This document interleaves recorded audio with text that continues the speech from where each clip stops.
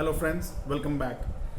आज राज कुंद्रा को 14 दिन की न्यायिक हिरासत में भेज दिया गया है। यानी कि उनको अब 14 दिन जेल में ही रहना होगा। पहले जो उनकी कस्टडी थी वो पुलिस कस्टडी थी, यानी कि वो लॉकअप में थे और पुलिस उनसे पूछताछ कर रही थी। लेकिन अब उनको बाकायदा जेल में 14 दिन बिताने होंगे।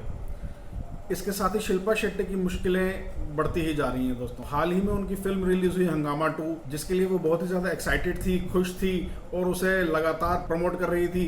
लेकिन फिल्म के रिलीज से ठीक 2 दिन पहले उनके पति को गिरफ्तार कर लिया गया और उन्हें सोशल मीडिया पर ट्रोल किया जाने लगा, जिसकी वजह से वो अपनी फिल्म को भी ठीक तरह से प्रमोट नहीं कर पाई। और अब उन्होंने एक ट्वीट अपने ट्विटर हैंडल के जरिए ट्वीट करके अपील करी है कि कृपया उनकी फिल्म को ज़रूर देखें, क्योंकि फिल्म को सफ़र नहीं करना चाहिए। फिल्म शुड नॉट सफ़र, क्योंकि डायरेक्टर्स और प्रोड्यूसर्स का बहुत पैसा लगा हुआ है, कि बहुत सारे और एक्टर्स की मेहनत लगी हुई है और काफ़ी चीज़ें स्टेक पर हैं। इसीलिए उन्होंने ये अपील करी है कि उनकी फिल्म को नुकसान ना पहुंचे। शिल्पा शेट्टी से मुंबई पुलिस ने पूछताछ करी और उस पूछताछ में राज कुंद्रा भी शामिल थे। ऐसा सुनने में आया है कि शिल्पा शेट्टी राज कुंद्रा को देखते ही बहुत गुस्से में आ गई और उन पर चिल्लाने लगी। शिल्पा शेट्टी से पूछताछ के दौरान पुलिस ने उनसे कई तरह के सवाल किए और ये जानने की कोशिश करी कि क्या उनकी भी कोई इन्वॉल्वमेंट थी इस पूरे मामले में। शिल्पा शेट्टी ने पुलिस को ये तर्क दिया कि राज कुंद्रा जो हैं उनकी जानकारी के मुताबिक और नहीं बल्कि इरोटिक कंटेंट बना रहे थे, और इरोटिक कंटेंट तो बहुत सारे OTT प्लेटफॉर्म्स पे ऑलरेडी बहुत सारे मेकर्स बना रहे हैं। उन्होंने एक एग्जांपल एकता कपूर का भी दिया। एकता कपूर बहुत लंबे समय से अपने OTT प्लेटफॉर्म ऑल्ट बालाजी पर इरोटिक कंटेंट क्रिएट और प्रोड्यूस करती आ रही हैं। और अगर उन्होंने बोला कि अगर राज कुंद्रा इस तरीके से दोषी माने जाते हैं तो एकता कपूर भी उतनी ही दोषी हैं, फिर राज कुंद्रा को ही क्यों सिंगल आउट करके गिरफ्तार किया गया। शिल्पा शेट्टी की तो कोई डायरेक्ट इन्वॉल्वमेंट पुलिस को, क्राइम ब्रांच को अभी तक नहीं मिली है। कंपनी की डायरेक्टरशिप से वो ऑलरेडी सितंबर 2020 में इस्तीफा दे चुकी हैं। शिल्पा शेट्टी जिस dance reality show super dancer 4 को जज किया करती हैं, उससे भी उन्होंने दूरी बना ली है। मेकर्स ने उनकी जगह कोई दूसरे जज को रखने का फैसला किया है। बहुत ज़्यादा स्पेकुलेशन है कि करिश्मा कपूर शायद आगे से इस शो को शिल्पा शेट्टी की जगह होस्ट करेंगी। सोचने वाली बात यह है दोस्तों कि राज कुंद्रा के फादर एक बस कंडक्टर थे। ऐसी लोअर मिडिल क्लास बैकग्राउंड से आने के बावजूद केवल 20-25 साल में राज कुंद्रा की उम्र कुछ अभी 46-47 साल की है, और उन्होंने अगर मान लीजिए कि 18 या 20 साल में भी अपना करियर शुरू किया हो, तो करीब 20-25 सालों के अंदर कैसे एक इतनी लोअर मिडिल क्लास बैकग्राउंड का लड़का जिसका कोई फाइनेंशियल बैकअप भी नहीं है, वो कैसे 4000 करोड़ से भी ज़्यादा का एम्पायर खड़ा कर लेता है। ये थोड़ा सोचने का विषय है।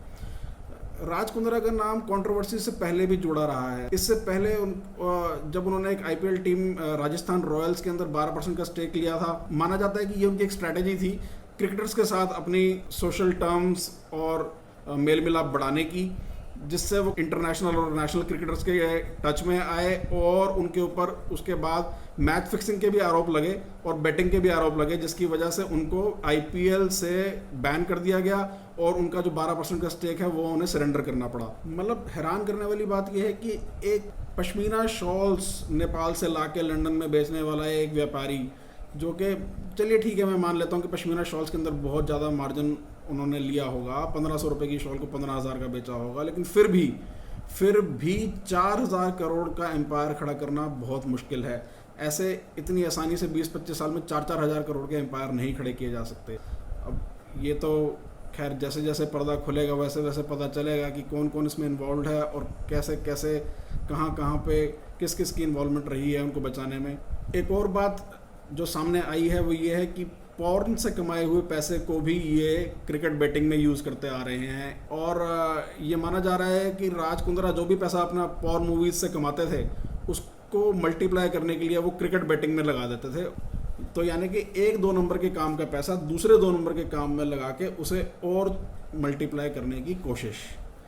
कमाल की बात है। मतलब बहुत ही, अगर शिल्पा शेट्टी की भाषा में कहें तो राज कुंद्रा की ये परफॉर्मेंस तो सुपर से भी ऊपर, कमाल ही कर दिया। शायद यही तरीके अपना के लोग, बड़े लोग और बड़े होते जाते हैं। शायद इसी तरीके से जो रिच और पुअर का गैप है इंडिया में वो बढ़ता चला जाता है। आप ये देखिए कि जहाँ कोरोना के टाइम पे पूरा बॉलीवुड अपनी एग्जिस्टेंस की लड़ाई लड़ रहा है, वहीं पर राज कुंद्रा साहब ने अपनी 100 से भी ज़्यादा डर्टी पिक्चर्स OTT प्लेटफॉर्म्स पे डायरेक्ट और प्रोड्यूस करके रिलीज़ कर दी हैं। मतलब सही है भाई, कमाल है। यहाँ पर बड़े बड़े एक्टर्स, सुपरस्टार्स एक एक पिक्चर रिलीज़ नहीं कर पा रहे पिछले 1.5 साल में। सलमान, शाहरुख, आमिर जैसे स्टार्स की एक भी फिल्म नहीं आ पा रही, और ये साहब 100 पिक्चरें रिलीज़ कर रहे हैं। तो आप क्या सोचते हैं दोस्तों कि ये जो इनकी जो फ्रेंड सर्कल है बॉलीवुड का, या फिर जो इनके सोशल कॉन्टैक्ट्स हैं, या बॉलीवुड में जो इनके मिलने वाले हैं, दोस्त यार हैं, उन सबको इनके बिजनेसेस की जानकारी नहीं होगी कि ये क्या काम कर रहे हैं, कैसे कमा रहे हैं? ज़रूर होगी। ऐसा हो ही नहीं सकता। ये पूरी की पूरी बॉलीवुड फ्रेटर्निटी आपस में मिली रहती है।